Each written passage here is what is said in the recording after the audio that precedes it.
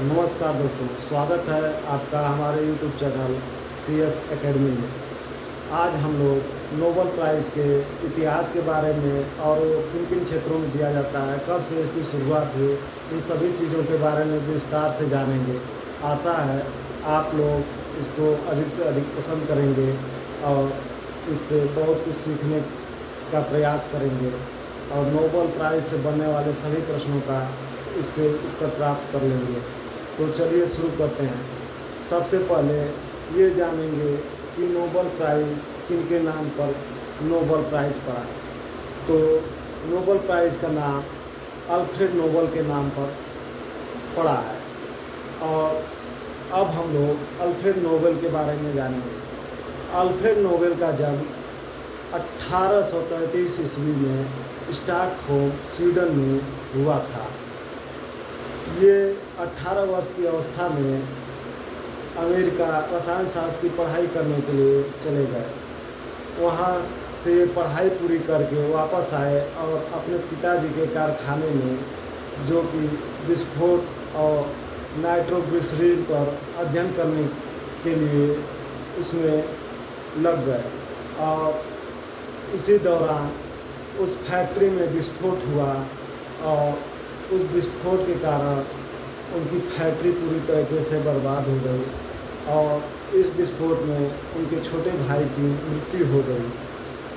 दोस्तों, इन्होंने लगभग 355 आविष्कार किए हैं और इनका सबसे क्रांतिकारी आविष्कार डायनामाइट है और इस डायनामाइट के खोज के बाद इन्होंने ढेर सारी दौलत और शोहरत कमाई। अब हम लोग नोबेल प्राइज़ की शुरुआत के बारे में कुछ इतिहास को जानते हैं। नोबेल प्राइज़ की शुरुआत एक बहुत ही विचित्र घटना से हुई। नोबेल प्राइज़ की शुरुआत का एक मुख्य कारण है एक अखबार। एक अखबार ने गलती से ये खबर छाप दी कि मौत के सौदागर की मृत्यु हो गई और इस खबर को पढ़ते ही अल्फ्रेड नोबेल पूरे तरीके से शिथिल हो गए। उन्हें ये खबर पूरी तरीके से झकझोर दी। उन्होंने जब इस खबर को पढ़ा तो उन्हें लगा कि एक दिन तो मरना ही है और मरने के बाद क्या दुनिया मुझे इसी नाम से जानेगी। ये सोचकर वे थोड़ा द्रवित हो गए। इतना सुनने के बाद या पढ़ने के बाद उन्होंने सोचा क्यों न कुछ ऐसा किया जाए जिससे दुनिया जो है कुछ नेक काम के लिए याद रखे। इसलिए उन्होंने 27 नवंबर 1895 को अपनी एक वसीयत लिखी, जिसमें उन्होंने अपनी अधिकतम संपत्ति एक ट्रस्ट में दे दी, जिसका काम था 5 क्षेत्रों में उत्कृष्ट मानव जाति के लिए उत्कृष्ट कार्य करने वाले लोगों को नोबेल प्राइज़ देना। और यहीं से नोबेल प्राइज़ की शुरुआत हुई और इस वसीयत के अनुसार 1900 ईस्वी में नोबेल प्राइज़ ट्रस्ट का गठन किया गया। इस गठन के बाद 1901 में पहली बार नोबेल प्राइज़ दिया गया और इसके बाद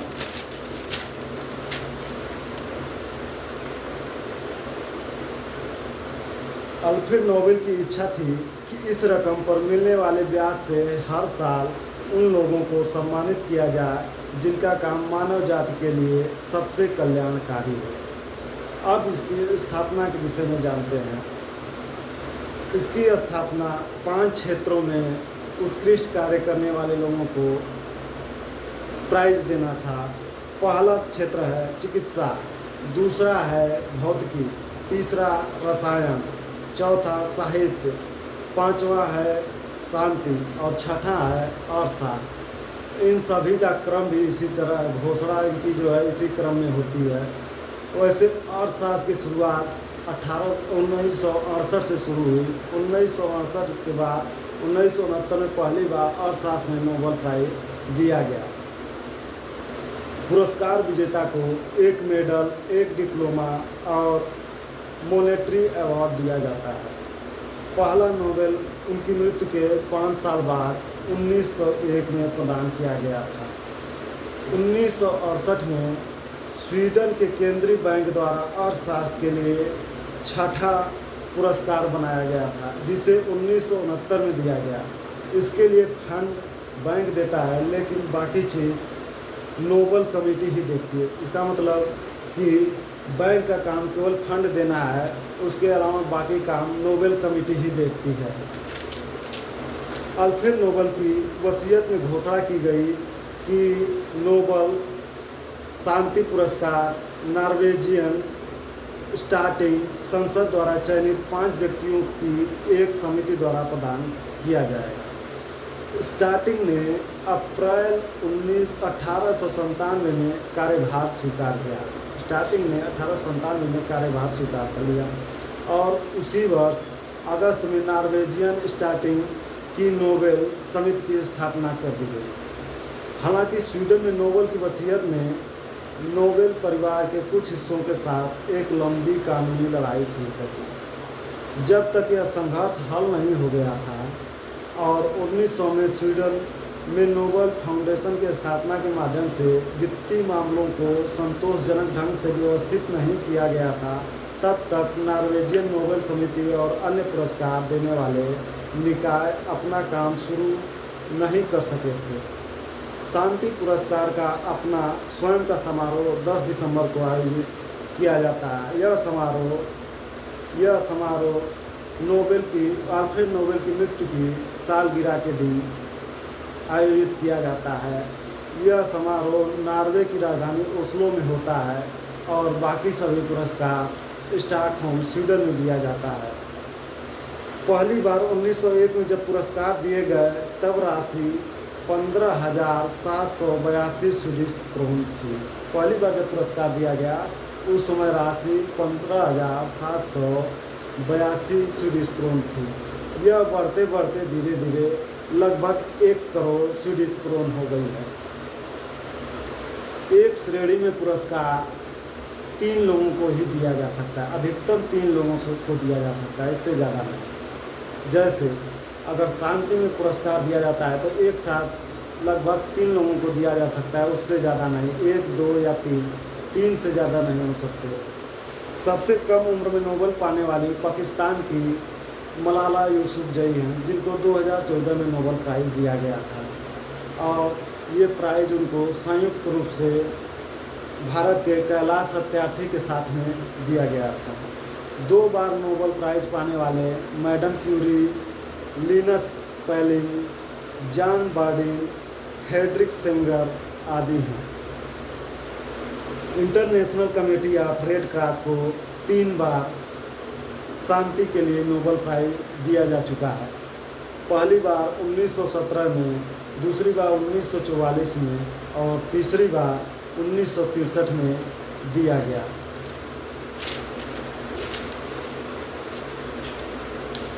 दो विजेताओं ने अपने नोबेल पुरस्कार लेने से इनकार कर दिया।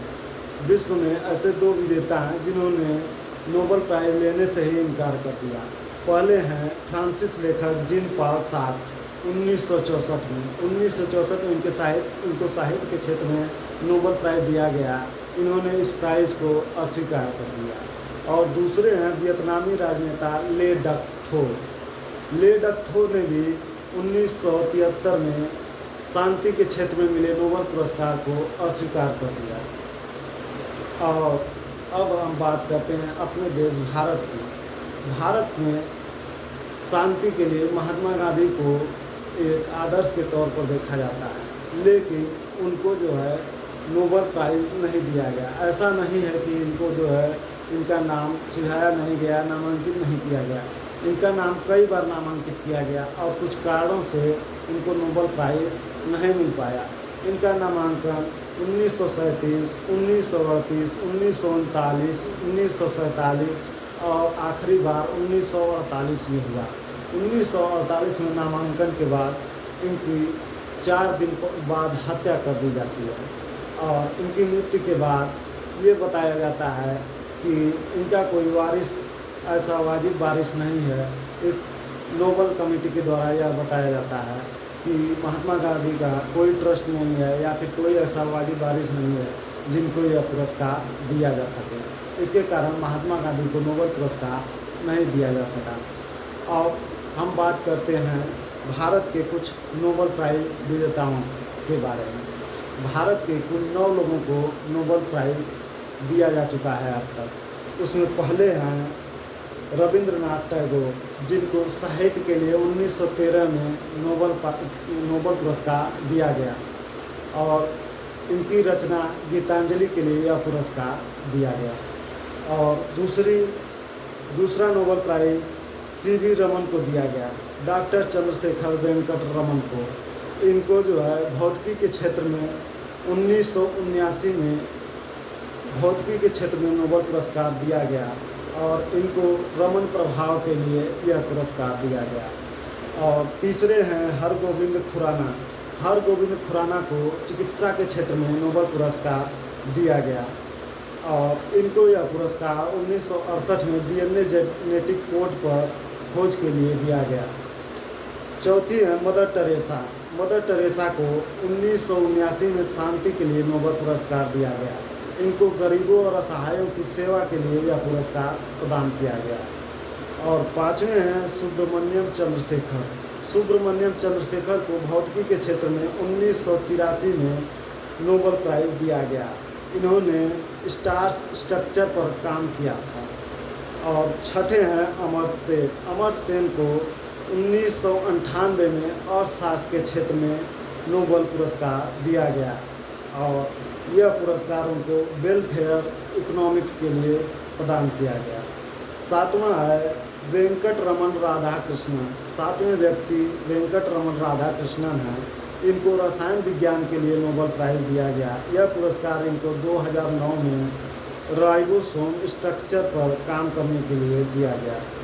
और आठवें हैं कैलाश सत्यार्थी, जिनको मलाला यूसुफजई के साथ में 2014 में दिया गया था और यह इनको पुरस्कार शांति के लिए दिया गया था और इनका कार्य था बाल श्रम के लिए आंदोलन। और नौवां है अभिजीत बनर्जी। अभिजीत बनर्जी को 2019 में अर्थशास्त्र के क्षेत्र में यह पुरस्कार दिया गया। इन्होंने गरीबी को कम करने के लिए एक्सपेरिमेंटल अप्रोच पर काम किया था। इन्होंने गरीबी हटाने के उपाय बताए थे। इसकी घोषणा नोबेल प्राइज़ की घोषणा अक्टूबर महीने में की जाती है। अब हम लोग जानते हैं 2025 में नोबेल पुरस्कार विजेताओं के नाम और उनके क्षेत्र के बारे में। तो 2025 में भौतिकी के क्षेत्र में Alain Aspect, John Clauser, Anton Zeilinger, इनको जो है क्वांटम इंटेंगलमेंट के लिए दिया गया। और दूसरा है रसायन के क्षेत्र में। रसायन के क्षेत्र में मॉर्टन मेल्डोन, के बैरी शार्पलेस और कैरोलिन बैटोजी को दिया गया और इनको क्लिक केमिस्ट्री के लिए यह पुरस्कार रसायन के क्षेत्र का नोबेल प्राइज़ दिया गया। तीसरा है चिकित्सा के क्षेत्र में मिलने वाले नोबेल प्राइज़। यह जो है कैटलिन कैरिको, ड्रू विस्मैन, इनको जो है चिकित्सा के क्षेत्र में नोबेल प्राइज़ मिला। इनको mRNA वैक्सीन, कोरोना वैक्सीन की खोज के लिए यह पुरस्कार प्रदान किया गया। और चौथा है साहित्य के क्षेत्र में। साहित्य के क्षेत्र में जॉन फोसे को उनके अनोखे लेखन और नाटक के लिए दिया गया। साहित्य के क्षेत्र में जॉन फोसे को उनके अनोखे लेखन और नाटक के लिए यह पुरस्कार प्रदान किया गया। और छठा है अर्थशास्त्र के क्षेत्र में क्लाउडिया गोल्डिन। क्लाउडिया गोल्डिन को महिलाओं की रोजगार स्थिति पर शोध के लिए अर्थशास्त्र के क्षेत्र में नोबेल पुरस्कार प्रदान किया गया। अब हम लोग जानते हैं कि ये नोबेल प्राइज़ किन किन संस्थाओं द्वारा दिया जाता है।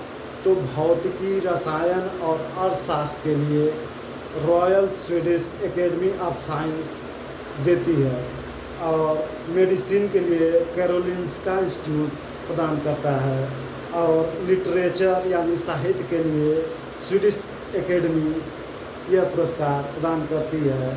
और शांति के लिए नॉर्वेजियन नोबेल कमेटी यह पुरस्कार प्रदान करती है। ये था पूरे नोबल का संपूर्ण क्लास। आपके नोबल से बनने वाले सभी क्वेश्चन इस क्लास में आपको मिल जाएंगे। आशा है आपको ये वीडियो बहुत पसंद आया होगा। धन्यवाद।